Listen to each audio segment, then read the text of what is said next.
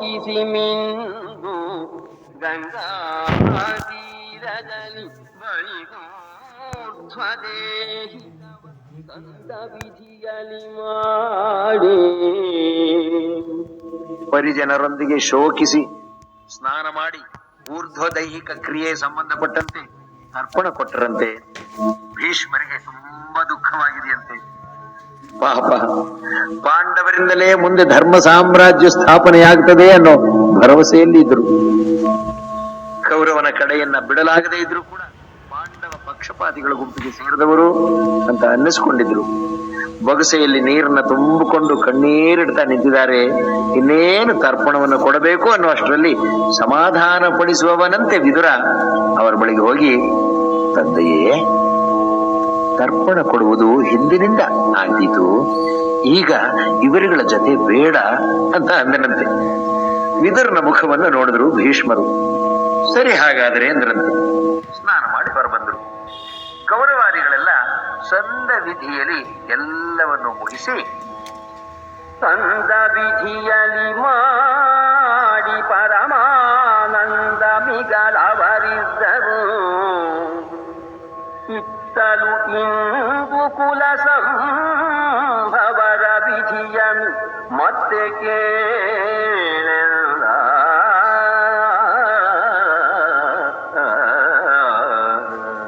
ಹಸ್ತಿನಾಪುರದಲ್ಲಿ ಪರಮಾನಂದದಲ್ಲಿ ಇದ್ದರಂತೆ ಕೌರವರು.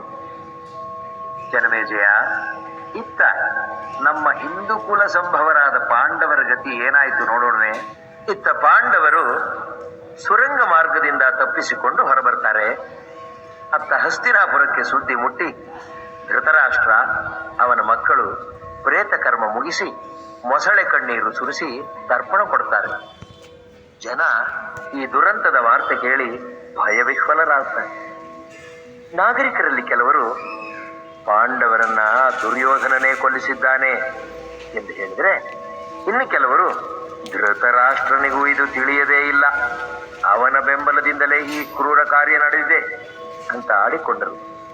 ಅಲ್ಲಲ್ಲಿ ಶೋಕ ಸಭೆ ಸೇರಿ ಸಂತಾಪ ವ್ಯಕ್ತಪಡಿಸಿದರು. ನಿನ್ನ ಆಸೆ ನೆರವೇರಿತೆ ಅಂತ ಕೇಳಿ ಅರಸನಿಗೆ ಬರೆಯಲು ಕೂಡ ಮನಸ್ಸು ಮಾಡ್ತಾರೆ. ಸುರಂಗವನ್ನು ಕೊರೆದ ಅಗೆತದವನು ಸುಟ್ಟ ಕರ್ಕಲನ್ನ ಹುಡುಕುವವನಂತೆ ನಟನೆ ಮಾಡಿ ಸುರಂಗದ ಬಾಯನ್ನ ಮತ್ತೆ ಸಿಗದಂತೆ ಮುಚ್ಚಿಬಿಟ್ಟ. ಹತ್ತ ಪಾಂಡವರು ತಾಯಿ ಕುಂತಿಯ ಸಮೇತ ಬಿಲದಲ್ಲಿ ನಡೆದು ಹೊರಗೆ ಬರುತ್ತಾರೆ. ಗಂಗಾ ತೀರಕ್ಕೆ ಬಂದರು.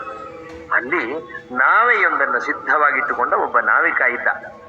ಆತ ತನ್ನನ್ನು ವಿದುರ ಕಳಿಸಿದ ಅಂತ ಹೇಳ್ದ. ಇಷ್ಟು ಹೇಳಿದರೆ ಧರ್ಮರಾಜ ನಂಬುವುದಿಲ್ಲ ಅಂತ ವಿದುರನಿಗೆ ಗೊತ್ತಿತ್ತು. ಆದ್ದರಿಂದ ತಾನು ಧರ್ಮರಾಜನನ್ನ ವಾರಣಾವತಕ್ಕೆ ಬೀಳ್ಕೊಟ್ಟ ದಿನ ರಹಸ್ಯವಾಗಿ ಕಿವಿಯಲ್ಲಿ ಹೇಳಿದ ಮಾತನ್ನೇ ಈ ನಾವಿಕನೂ ಹೇಳಿದ. ಆಗ ಯುಧಿಷ್ಠನಿಗೆ ನಂಬಿಕೆ ಬಂತು. ನಾವೆಯಲ್ಲಿ ಸುಖವಾಗಿ ಗಂಗೆಯನ್ನು ದಾಟ್ತಾರೆ. ಅಲ್ಲಿಂದ ಮುಂದೆ ಕಾಡಿನಲ್ಲಿ ಕತ್ತಲಲ್ಲಿ ನಡೆದು ಬರ್ತಾರೆ. ನಡೆದು ನಡೆದು ಜನಮೇಜಯ, ನಿನ್ನ ಮುತ್ತಜ್ಜಂದಿರ ಹೆಜ್ಜೆಗಳಲ್ಲಿ ರಕ್ತ ಹರಿಯಲಾರಂಭಿಸುತ್ತಪ್ಪ. ಏಳು ಜನಮೇಜಯ ಸವಿತ್ರೀಪಾಲ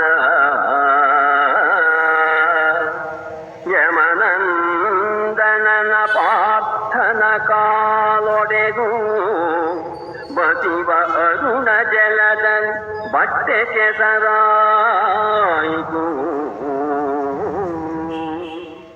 ಮೇಲೆಯ ಮಲರ ಕುಂತಿಯರನೇ ಬೇಲುವೆನು. ಮೇಲೆಯ ಮಲರ ಕುಂತಿಯರನೇ ಬೇಲುವೆನು. ಬೇಗದಲ್ಲಿ ಕುರುಭೂಪಾಲ ಹಿಡಿಯಲಿ ಕೊಲಲಿ ಎನ್ನುತ್ತ ಕುಳ್ಳಿದ್ದರಡವಿಯಲಿ.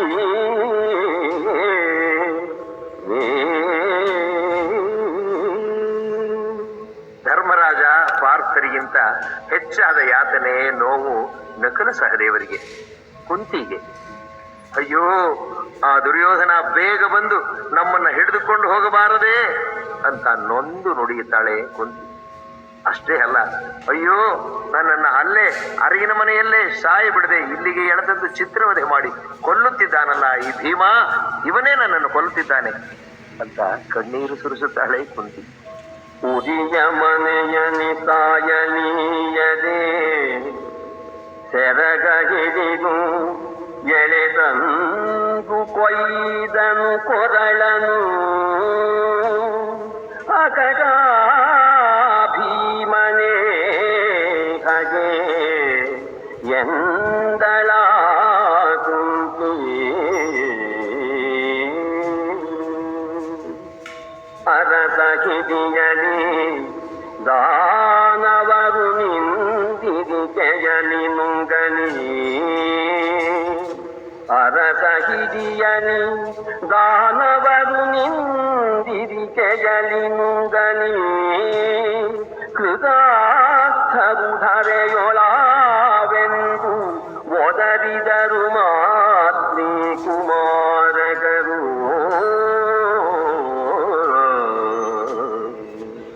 ಕೌರವ ಹಿಡಿಯಲಿ, ರಾಕ್ಷಸರು ನಾವು ಇಲ್ಲಿ ಹೀಗೆ ಇರುವಾಗಲೇ ನುಂಗಿ ಬಿಡಲಿ, ನಾವೇ ಧರೆಯಲ್ಲಿ ಕೃತಾರ್ಥರಾಗುತ್ತೇವೆ, ನಮ್ಮ ಶರೀರ ಸಾರ್ಥಕವಾಗುತ್ತದೆ ಅಂತ ಯಮಳರು ಹೇಳೋಣ. ಓ ಸಾಕು ಸಾಕು ಸಾಕು, ನಾ ಇರುವಾಗ ನೀವು ಹೀಗೆ ಸಂಕಟ ಪಡಬೇಕೇ ಅಂತ. ಸಾಕು ಸಾಕು ಆನಿರಲು ಹೆಕ್ಕಳವೇಕೆ, ಸಾಕು ಸಾಕು ಆನಿರಲು ಹೆಕ್ಕಳವೇಕೆ, ಹೋ ಹೋ ಎನ್ನುತ್ತ. ಓಹೋ ಓಹೋ, ನಾನಿರುವಾಗ ನೀವು ಹೀಗೆ ಮಾಡಬಹುದೇ ಅಂತ ಹೇಳಿ ಒಂದು ಭುಜದ ಮೇಲೆ ಅಮ್ಮ ಕುಂತಿಯನ್ನು, ಇನ್ನೊಂದು ಭುಜದ ಮೇಲೆ ಅಣ್ಣ ಧರ್ಮಜನನ್ನು ಕೂರಿಸಿಕೊಂಡು ಹೊತ್ತನು ಕಿಹೆಗಳೆರಡರಲಿ ಕುಂತಿಯ ಧರ್ಮನಂದನನ ಆ ಕಿರೀಟಿಯ ನೆಡದಲ್ಲಿ ಆ ಮಾತ್ರಿ ಕುಮಾರರು ಬಲದ ಬದಿಯೊಳಗೌಕಿ ನಡೆದನು ಭೀಮನು, ಒಡೆ ಹಾಯ್ದೊದೆದು ಕಲು ಮರಣ.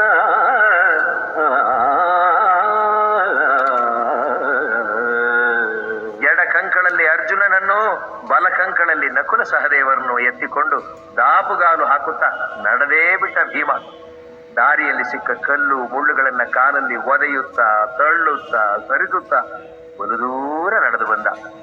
ಹೀಗೆ ಅನೇಕ ಯೋಜನೆಗಳು ನಡೆದು ಬಂದ. ಜನಮೇಜಯ, ನಾನು ಏನಯ್ಯ ಹೇಳಿ, ಭೀಮಸೇನ ಒಂದು ಸಲವಾದರೂ ಮರಗಬೇಕಲ್ಲ. ವಂದನೀ ಪರಿ ಹಲವು ಯೋಜನದಿಂದ ವಂದನೀ ಪರಿ ಹಲವು ಯೋಜನದಿಂದ ಹೇರಡವಿಯಲಿ ಬಳಲಿದೆನೆಂದನೆ ನೀರಡಸಿದನೆ ಮೇನಿದ್ರೆ ಗೆಳಸಿದನೆ.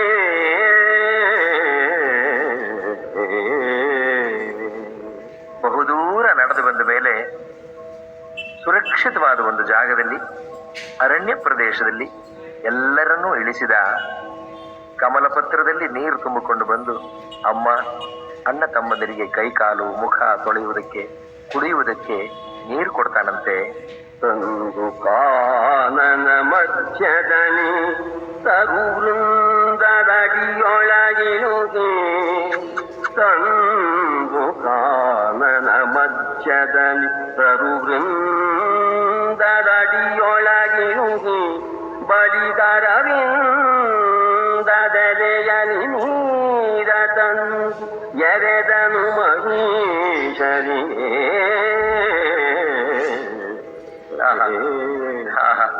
ಅನಂತರ ಭೀಮನೆ ಹೋಗಿ ಚಿಗುರೆಲೆಗಳನ್ನ ತಂದು ಹಾಸಿ ಮೃದುವಾಗಿ ಅವುಗಳ ಮೇಲೆ ಮತ್ತಷ್ಟು ಎಲೆಗಳನ್ನ ಹಾಕಿ ಹರವುತ್ತಾನಂತೆ. ಬಹಳ ಆಯಾಸವಾಗಿತ್ತು. ನೆಲಕ್ಕೆ ತಲೆ ಹಾಕೋಣ ಅನ್ನುವಷ್ಟರಲ್ಲಿ ಅವರಿಗೆಲ್ಲ ನಿದ್ದೆ ಹತ್ತು. ದಣಿದು ನೆಲದ ಮೇಲೆ ಕೈಯನ್ನೇ ದಿಂಬಾಗಿರಿಸಿಕೊಂಡು ಮಲಗಿ ನಿದ್ರಿಸುತ್ತಿದ್ದ ಅಮ್ಮ ಕುಂತಿಯ ಮುಖವನ್ನು ನೋಡಿ ಭೀಮ ಹೇಳ್ತಾನೆ, ಅಮ್ಮ ಹೌದು, ನೀನು ಹಸ್ತಿನಾಪುರದ ಅರಸಿ ಪಟ್ಟಮಹಿಷಿ. ತಾಯೇ ನೀಗಿಗನಾಗನಗರಿಯ ರಾಯನ ರಸಿಯೇ, ನಿನ್ನ ಮಕ್ಕಳು ರಾಯರೆಡೆಗಲ್ಲಣರೇ, ವಾರಿಯ ಬಾಹು ವಿಕ್ರಮರೇ. ಅಮ್ಮ, ನೀ ಹಡದ ನಿನ್ನ ಈ ಮಕ್ಕಳು ಶತ್ರುಗಳನ್ನ ನಾಶ ಮಾಡಬಲ್ಲ ಬಾಹುವಿಕ್ರಮರೇ. ಆದರೆ ನಮ್ಮನ್ನ ಈ ಅವಸ್ಥೆಗೆ ತಂದ ಸೋಮವಂಶದ ರಾಯತನ ಎಂತಹುದು ಅಮ್ಮ, ಎಂತಹುದು ಹೇಳು. ಈ ಅವಸ್ಥೆಗೆ ಸೋಮವಂಶದ ರಾಯತನವೆಂತಹುದು,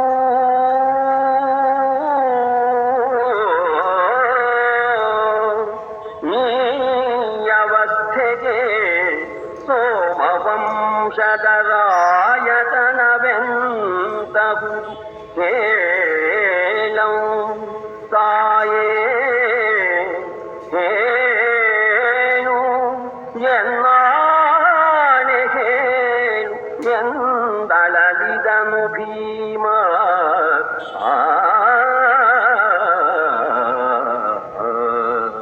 ಹೇಳು ಅಮ್ಮ, ಹೇಳು, ನನ್ನಾಣೆ ಹೇಳು ಅಮ್ಮ ಅಂತ ಹೇಳಿ ಕಂಬನಿಗರದ ಭೀಮಸೇನ ನಡೆದು ನಡೆದು ಬಳಲಿ ಮಲಗಿ ನಿದ್ರಿಸಿದ ಅವರಿಗೆಲ್ಲ ಭೀಮ ಉಪಚಾರ ಮಾಡುತ್ತಿರುವ ದೃಶ್ಯವನ್ನ ಕವಿ ನಾರಣಪ್ಪ ಕಣ್ಣಿಗೆ ಕಟ್ಟು ಹಾಗೆ ಚಿತ್ರಿಸಿದ್ದಾನೆ. ಜನನಿಯಂಘ್ರಿಯನೊತ್ತಿ ಯಮನಂದನನ ಚರಣವ ಮುರಿದು ಅಯ್ಯೋ, ಬಳಿಕ